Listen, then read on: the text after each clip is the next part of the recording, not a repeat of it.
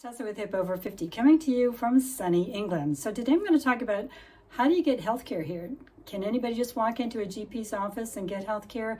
And can you change a GP if you aren't happy with where you are? So yeah, I've got an American accent, but I've got a dual perspective because I was born here in England. So let's find out what you need to know about accessing GP healthcare here in England.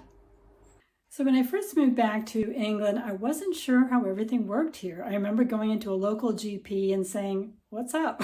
What do I need to do to get on the on your good books?" So she happened to look me up, and there I was. Even though I moved away when I was 2, I had an NHS number, and that was the beginning of my education about the NHS. Today, I'm going to talk to you about something a little bit different. It's about how to change your GP once you do sign up and who is eligible for GP services here in England. So let's find out, shall we? By the way, anybody can access NHS care here. Anybody. You don't have to have an immigration status. You don't have to even have an ID, no address, or NHS number. So that is the beauty of the NHS, folks. They want to actually help people. They want to help people get better. So if you need emergency care, if you need a care on the spot, you can count on the NHS. So let's find out what happened to me when I tried to switch GP surgeries. I wanted to share with you what happened next. So I was in one town for about 4 years. I registered with the GP, and it's a pretty big size town, so pretty big GP surgery. By the way, when they say GP surgery here, there's really no surgery going on. It's basically the doctor's practice or the doctor's office. I was really happy with them. But then when I moved to this village about a year ago, I was like, well, I probably should register with a local GP because the other one was about a half an hour away. And so I did. I got a referral from a friend. She said, oh, this one is good.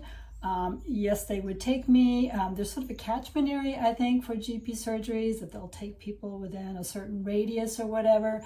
And so, yeah, we said, welcome on board. So I did any paperwork, filled it out.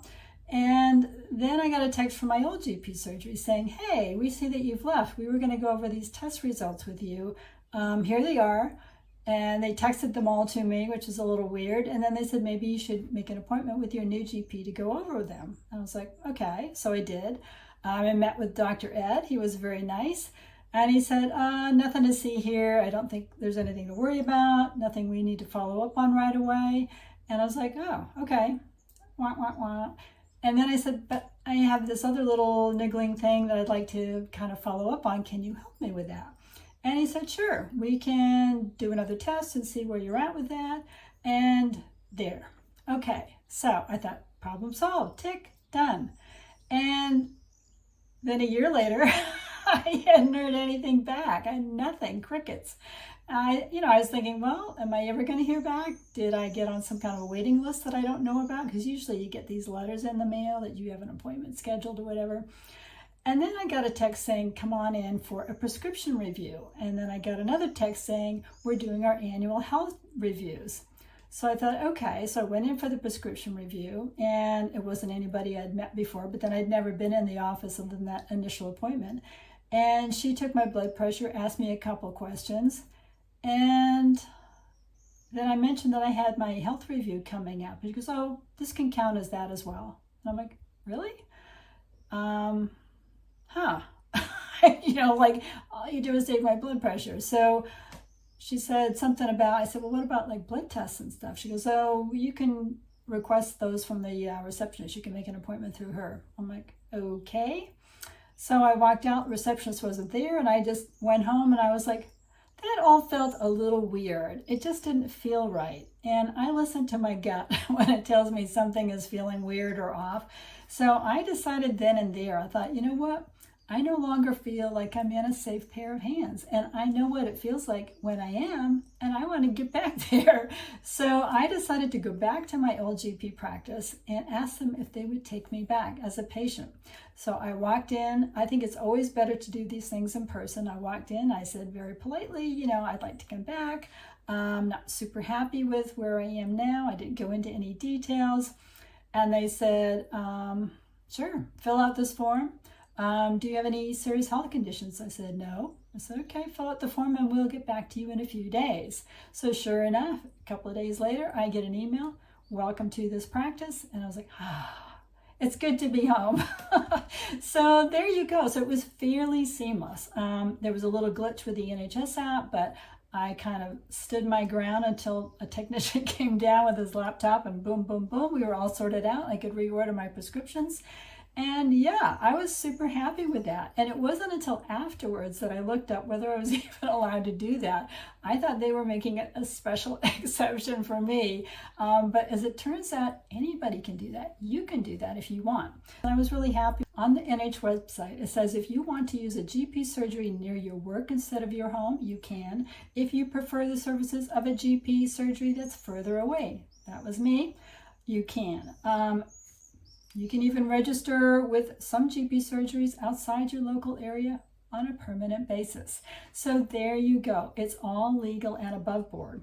Anyone actually in England can register with a GP surgery to access NHS services. So let's say you're coming over to try out life here, maybe you're here on a visa or whatever, and you're like, how can I get healthcare while I'm here? Well, you can register on a temporary basis for up to 3 months. If 3 months rolls by and you're still here, you can re-register for another 3 months. Or if in that time you've decided to stay, you have legal right to remain, or your visas come through, you can register permanently with that GP surgery.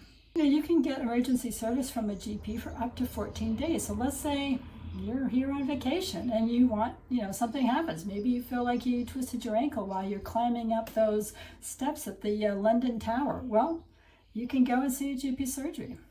Now, if you find out that you've broken your ankle when you're going down those steps at the Tower of London, then you have to start paying, because as soon as you get admitted to a hospital, then it's a whole different ball game. What the NHS is here to provide is emergency care, on the spot, immediate care. If you have urgent or immediate need for something, they will take. So there you go. You can change your GP surgery because you've moved, as I did, or because you've had problems with your current GP surgery. And you don't have to give any explanation, any details, just let them know you would like to change. And I would definitely suggest you try to get some recommendations and do a little research before you register with a GP surgery. So there you go. I hope that was helpful. I hope that answered some questions about, are you able to change your GP surgery? A little bit how healthcare is managed here.